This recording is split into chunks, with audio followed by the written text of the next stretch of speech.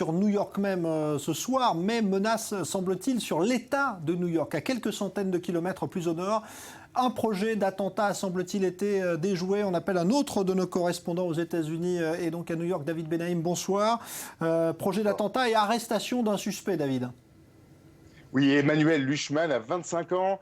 C'est un Américain converti à l'islam. Il a été arrêté et inculpé ce matin pour intention de fournir du matériel et pour soutien à une entreprise terroriste.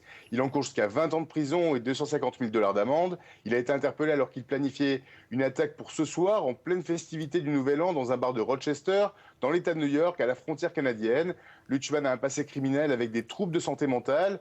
Il a été arrêté avec l'aide d'un informateur du FBI qui a reçu différents paiements du jeune terroriste pour acheter du matériel en vue d'entreprendre une attaque ou un kidnapping, des masques de ski, des cordes, des couteaux, du liquide ammoniaque pour droguer de potentielles victimes, des gants en latex. Autant d'éléments retrouvés sur les lieux de l'arrestation.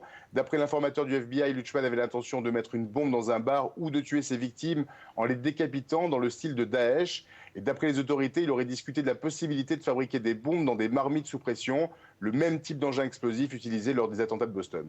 Alors, David Benaïm, autre élément intéressant dans cette affaire, c'est qu'il y avait contact, semble-t-il, entre ce suspect et des personnes qui se trouvent en Syrie. Oui, Luschmann aurait été en contact avec un partisan de Daesh en Syrie qui lui implorait de tuer des non-musulmans pendant les fêtes de fin d'année. Dans un message rapporté par les autorités, le membre de l'État islamique lui aurait ordonné « La nouvelle année est proche, fais l'opération et tue des mécréants ».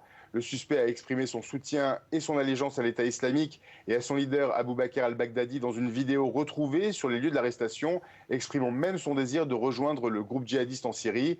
Le FBI a renouvelé ce matin ses craintes concernant les membres de l'État islamique qui utilisent Internet depuis l'étranger pour inspirer des individus à commettre des actes terroristes sur le territoire américain. Merci David Benaïm, donc autre de nos correspondants aux États-Unis pour ces précisions. Donc après cette arrestation, on va vous remonter